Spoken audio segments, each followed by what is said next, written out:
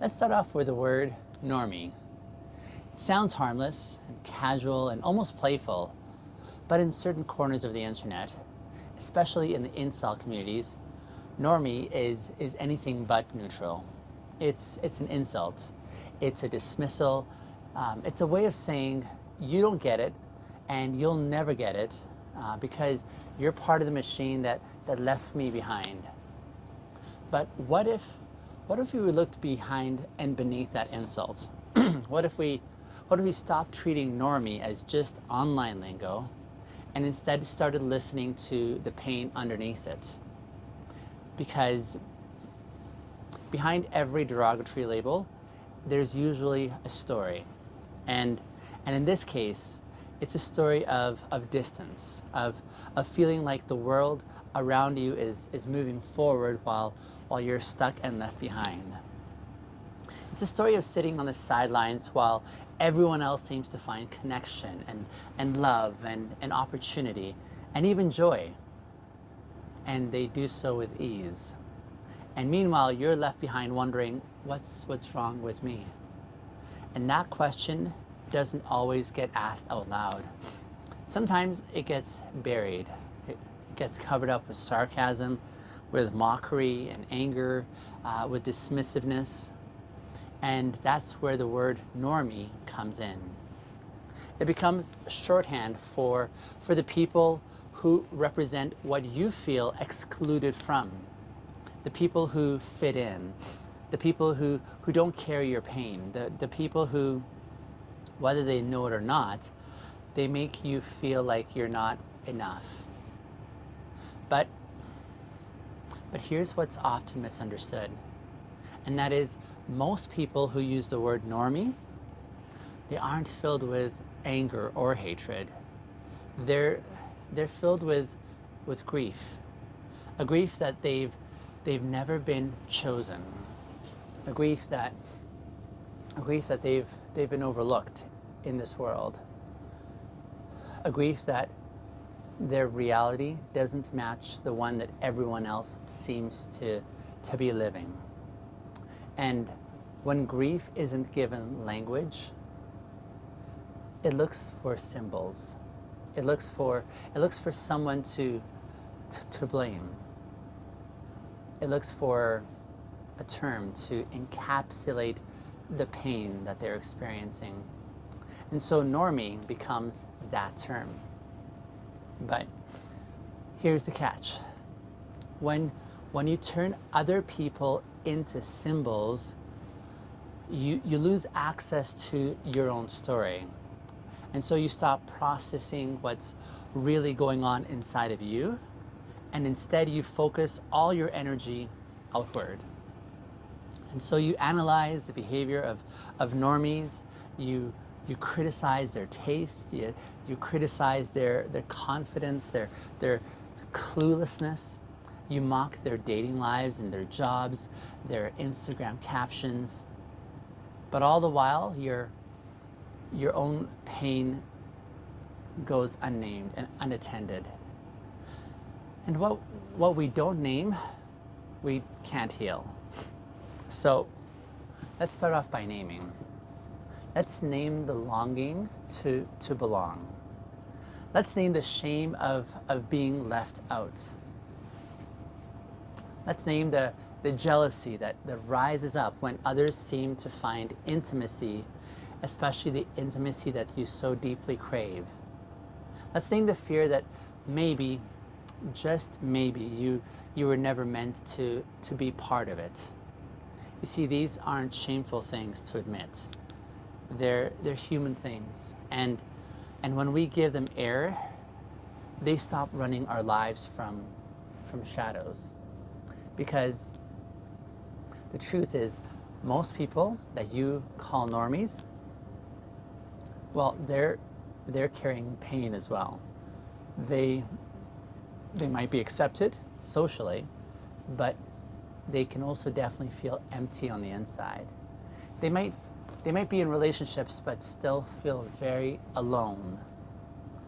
They might look like they have it all together, but secretly they're wondering if they're faking it.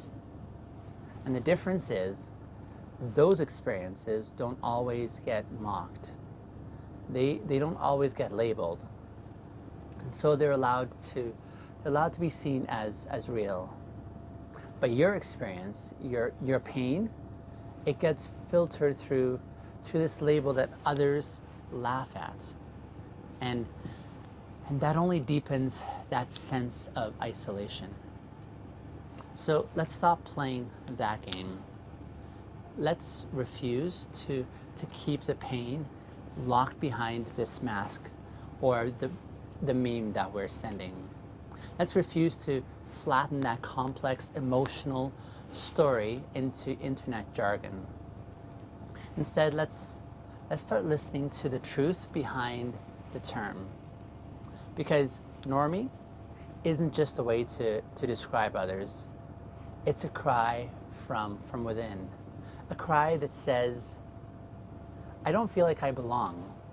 I don't feel like I matter. I don't feel like I'm seen. And rather than sitting in that vulnerable truth, it's easier and even more efficient to instead project it outward, right? To call names, to roll eyes, to dismiss the ones who seem to have what you don't. But every time you do that, you drift further from one thing that you want, which at the core is connection. Not just connection to others, but a real sense of connection with yourself. The self that was hurt once. The self that was excluded over and over. The self that never got the handbook for how to do life and how to do relationships the way that everyone else seems to be doing it. That self doesn't need your mockery. It needs compassion, because behind the word normie is not a critique. It's a wound, it's a pain, and it deserves to be heard. So let's keep going a bit deeper on this. You see, when you start to see the word normie as not as an insult, but as an emotional signal, everything can begin to shift. Because now you're talking about enemies. We're not talking about unmet needs. And one of the deepest unmet needs in many incel spaces is it's the need to feel like your experience matters. Like you aren't defective for struggling. Like you haven't actually failed some unspoken test of your manhood just because intimacy hasn't come easily to you.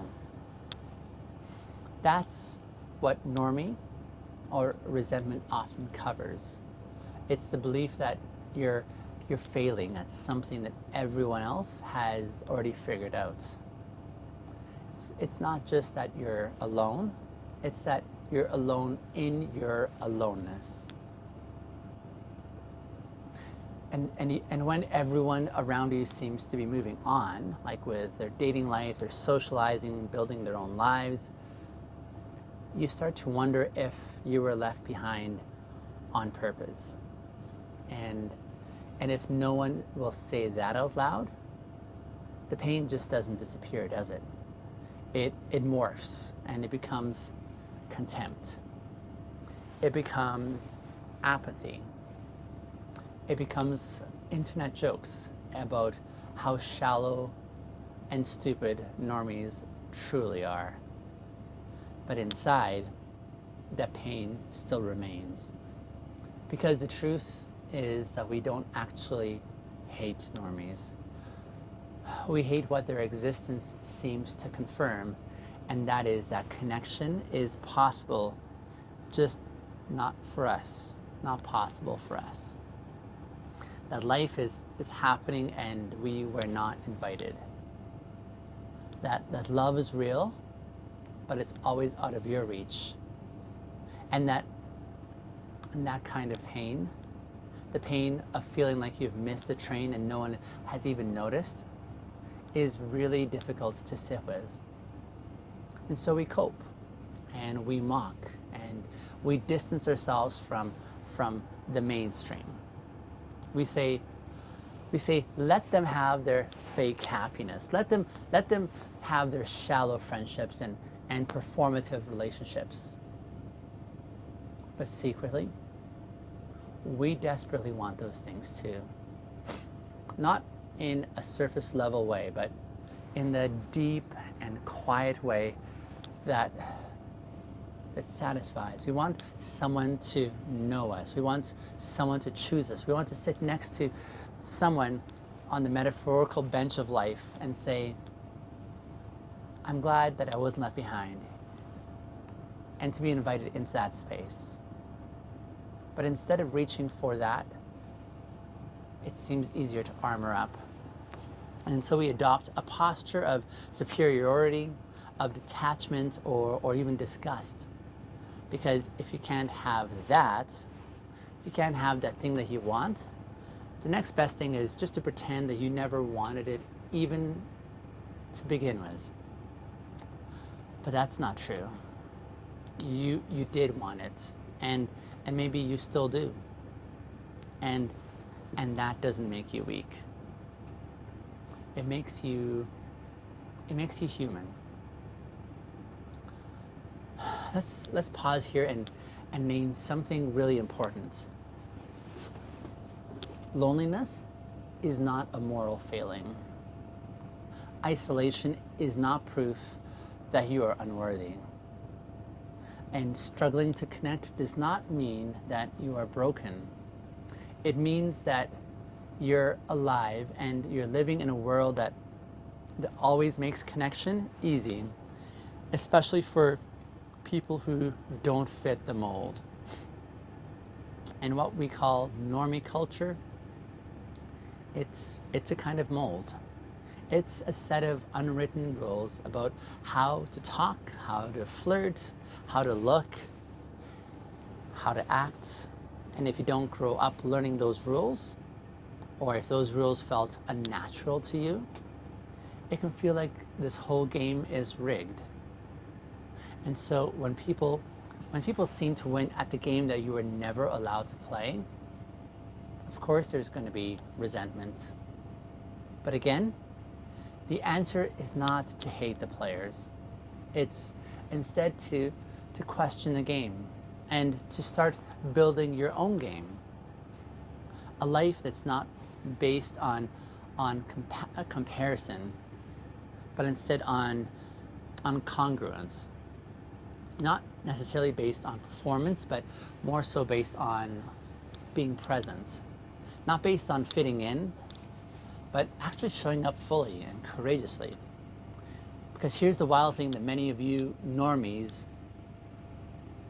don't get. That playing the game, they're not even enjoying it. They're exhausted. Normies are performing. They're smiling on Instagram. They're crying in private. They don't have it all together. And the connection that you are craving, the real kind, normies crave that kind of connection as well. So maybe you're not as far outside as you think you are. Maybe you're just ahead in realizing that the old story, it doesn't work. And that means that you have the power now to write a new story. One where you don't need to hate in order to belong.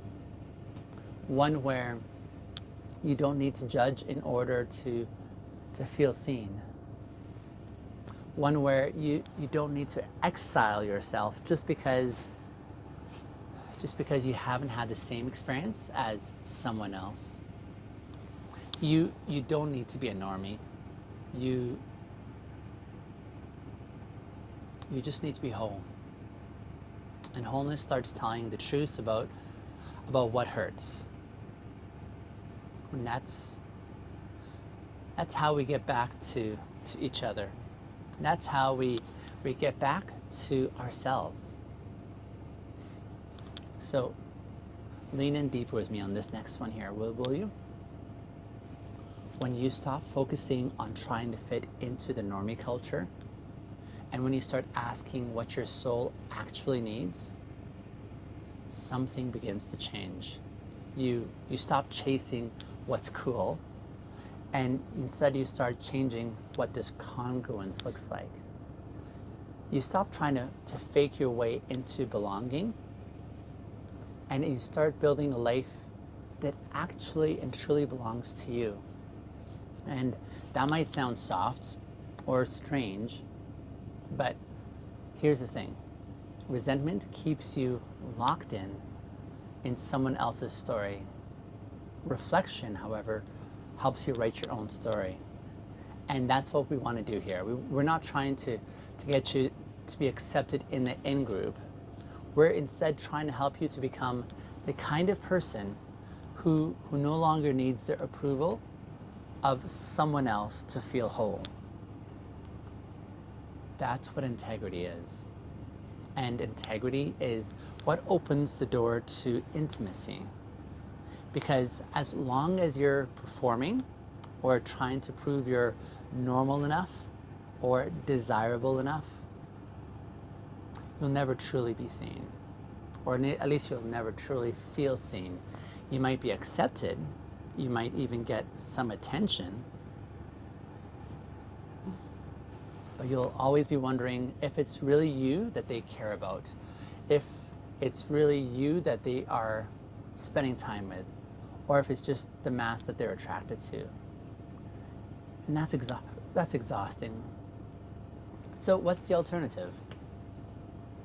Well, the alternative is choosing to be seen, not liked, not envied, but not even to be approved, but just to be seen.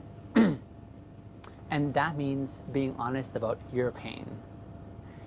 It means admitting that you feel behind. It means like you're risking vulnerability in a culture that rewards those who wear armor. And it means choosing to build something different, something slower, something that's more tangible and real.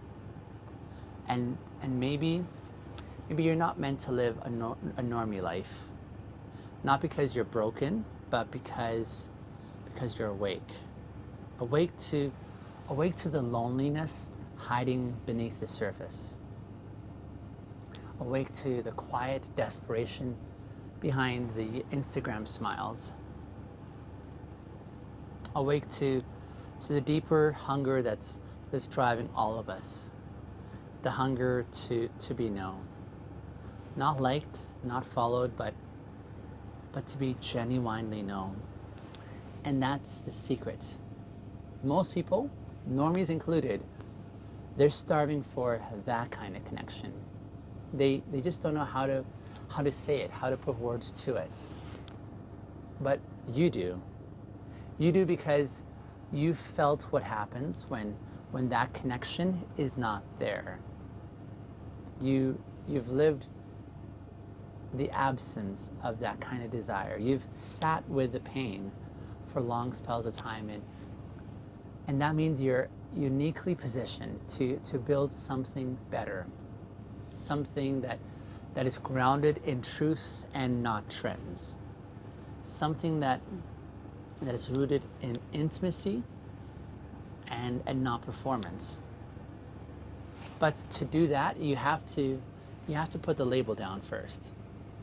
You have to stop using normie as a way to dismiss, and instead start using your pain as a guide. Not a guide to bitterness, but a guide to healing. Because here's what your pain is trying to tell you. It wants you to know that you matter. Your pain wants you to actually feel a true experience of being known. You can say something like, I want to connect in a way that feels honest and whole. And listen to your body as it craves for this, because that longing it's sacred.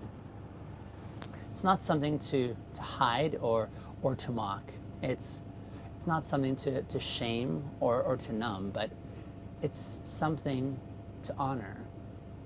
And honoring it means stepping away from communities that profit from your resentment. It might mean that you need to disconnect from those echo chambers that keep you angry and isolated. It might mean that you're unlearning everything that you were taught about status and self-worth. And you're unlearning those patterns and habits. That's a terrifying prospect. But it's also quite freeing, because once you stop measuring your life against someone else's timeline, someone else's highlight reels, well, then you start to build something real. You stop trying to catch up to the others, and you start trying to come alive in a way that's uniquely you. That's what this moment is really about. It's not about proving you're normal, but it's instead about proving to yourself that you are enough, that your story matters, that your pain is not proof that you're broken. It's instead proof that you're a human being. And humans, we need connection. We don't need performance. We don't need to dominate or to compete for attention. What we need is connection. So let connection be your aim. Let connection be your pathway, even if it happens slowly, even if it feels lonely at the beginning. Because the life that you build from truth will always outlast the one that is built on trying to fit in. Always. So let's bring this home. The fear of being left behind is ancient. It's wired into us. As humans, we're not just made for connection. We're made for belonging, for being a part of a group that actually sees us and values us and also includes us. And so when you feel like you're on the outside of any group, whatever group that is, it doesn't just sting. It actually threatens your sense of self. And the incel experience, that threat runs really deep, because it's not just about rejection. It's not just about rejection and love, but about exclusion from a story that you were told that you'd be a part of. The story of romance, the story of connection and of normalcy. When that story slips away, it can feel like your entire identity is beginning to unravel. So you try to make sense of it, and in that effort, Normie becomes a placeholder for all the people still living that story. They become the ones who have it easy, who don't get it, who don't know what it's really like. And maybe that's true in some cases. But here's a bigger truth. The story that you were told, that love is only for the attractive, the social, the desirable, that's actually a lie. Love is for the honest. And connection is for the courageous. And wholeness is not a reward for fitting in. It's the result for showing up. For showing up fully, for showing up awkwardly and tenderly and just the way you are. That's something that normies don't have a monopoly on. That's something that you can build in your own experience. If you choose to do so, you can start even right here in this moment of vulnerability and openness, but only if you stop chasing a life that you were never meant to perform.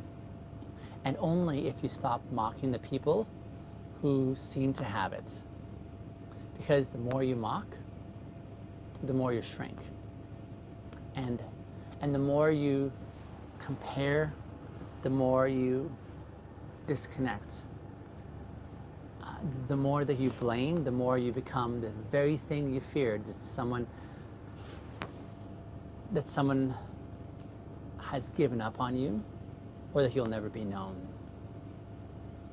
Here's my invitation to you.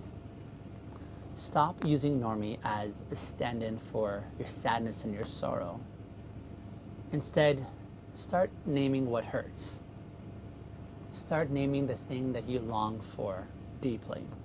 Start naming the kind of life that you want to build, not to impress others, but the one that you want to embody.